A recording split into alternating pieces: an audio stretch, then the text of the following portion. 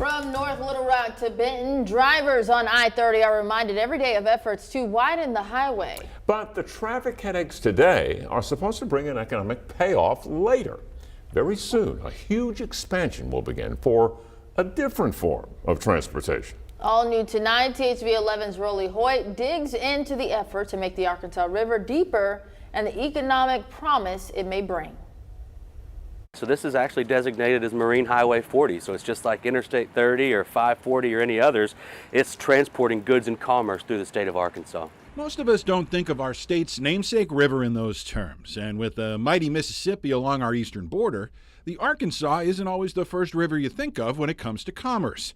But there's a lot of work flowing by every day. We're talking about roughly 11 million tons of cargo shipped on the MCARNs annually, and that's steel and aggregate and petroleum, the types of things you wouldn't want on the interstate system. To Jay Townsend and the Army Corps of Engineers, this river has a different name, the McClellan-Kerr Arkansas River Navigation System, or MCARNs. And like America's highway systems, it's more than just roads, or in this case, a river channel.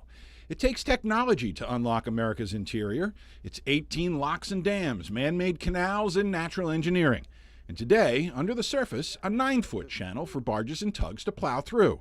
But like lanes of I-30 crossing above it, the Arkansas River is due for an expansion, 3 feet down to make the channel 12 feet deep. It's very similar to widening the I-30 road system, right? It's reached a capacity, and so it's got to be bigger and wider to transport people in and out of Little Rock faster.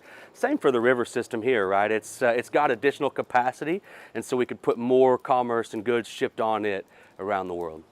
Here's how they get that capacity. Right now, the major bulk carriers in the Arkansas ship using a rig of 15 barges arranged in a 3x5 rectangle. A powerful push or tugboat propels it through the water. Whatever's being moved, they load the barges with enough stuff to go no more than 9 feet below the surface. Any more, and they hit bottom. But a 12-foot channel changes that.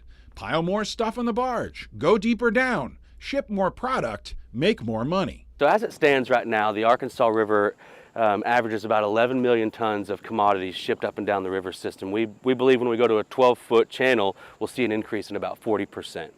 So you don't have to do the math in your head. That equals more than 4 million additional tons of goods a year. And we'll spare you the math on how much riverbed the Army Corps will need to dig up along the 445 miles of the system, because it actually won't all be dug. It's called self-scouring. When you push all the water into the channel, it generates velocity and it pushes the sand and sediment out. At different places, structures like jetties, dikes, and embankments pinch the river flow. Think of it like putting your thumb over the garden hose to get higher pressure.